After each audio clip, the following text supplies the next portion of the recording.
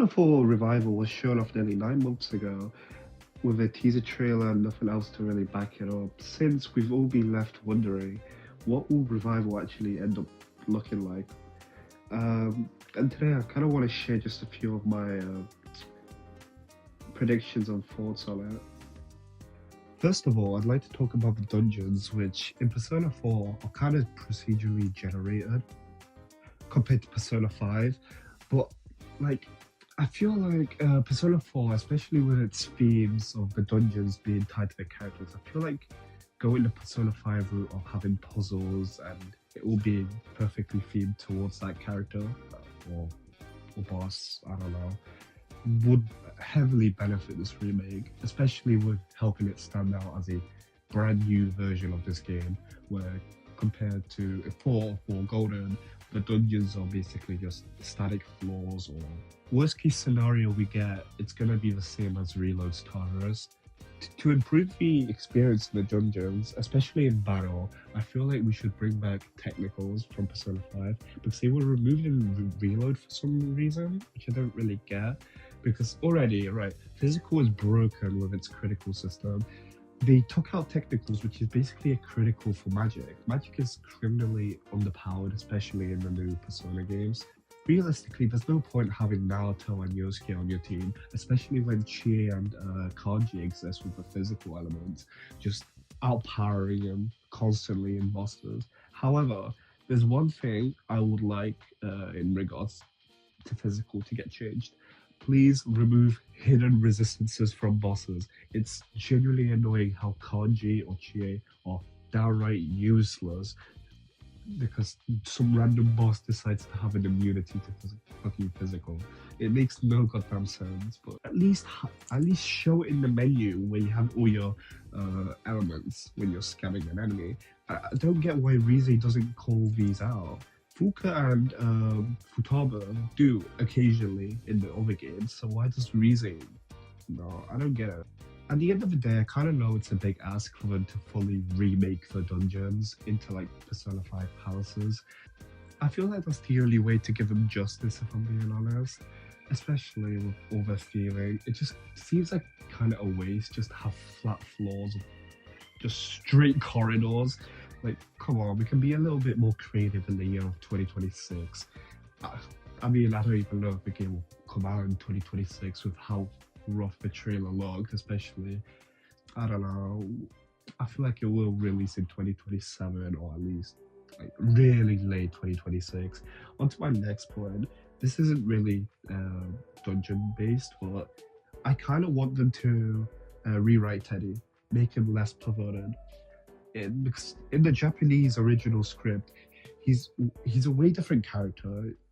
He's not as pervy towards Yukiko and Naoto, so I feel like that would be much better for today's audience. On the topic of rewrites, I would like Marie to get a slight rewrite to make her social link a little bit more interesting, especially with her whole arc coinciding with her memory loss and the comb. So I feel like that can be made a little bit more fun and integrate her a little bit more into the main story, because if you don't do her social link, you don't even see her interacting with the rest of the investigation team, which is kind of odd. It's like, why is she in the game? I get like it's optional, but come on, she's like really integral, especially to unlocking a secret dungeon at the end of the game. So I feel like she should be an automatic first rank at least. Also, just make it slightly more interesting. Okay, on to the next thing. I would like Junes, the store, to be entirely explorable. So it's not just a hangout spot or just a story area. No, I want us to be able to explore Junes, buy stuff, especially seeds to plant at our home. Also buy food so we can make stuff for Lanika or our friends. I feel like that would add to the social life aspect of the game a little bit more, especially. I would make it feel more homey, especially spending more time with Mononica. I hope it becomes slight additions. I hope they add Aika from the Persona 4 anime. She was supposed to be in Golden originally, and there's like multiple references, but you've only just missed her, like coming to Ice Place. But I hope they add her because you can kind of see a low poly bike model in the revival trailer near the shop. So I kind of hope they listen to fans and add her in for a fun socially. Maybe replacing the Fox, I don't know, or making up a fake Okada for her. But I hope she makes it. She's genuinely a funny character in the anime, and I feel like she would be a great addition to the cast of characters. First prediction, I think the singer Shihoko Hirata will come back, and it won't be a Persona 3 Reload situation where the singer got replaced due to her not being able to sing anymore.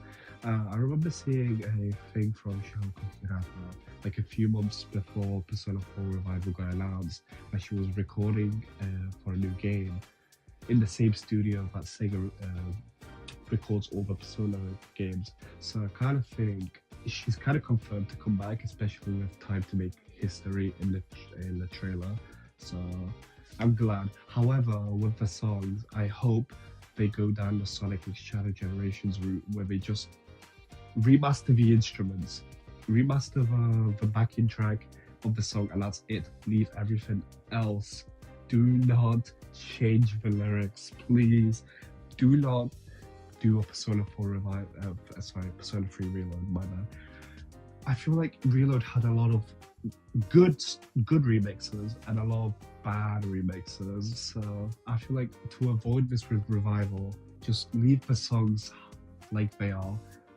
I hope we don't see this game in June and we see it a bit earlier so it isn't a full calendar year, because it's kind of concerning how they've gone radio silent since the reveal. I mean, there's been a few bits of information like it has ray tracing or some shit like that, but it's like we don't care. It shows an actual trailer. Like if you compare the trailer, I'll put it in the video, of Revivals and Reload's announcements trailers, it's day and night. I don't know why they showed it off in that state, especially with you just running in a straight. I mean, they kind of showed about this loading screens between areas, but like, come on.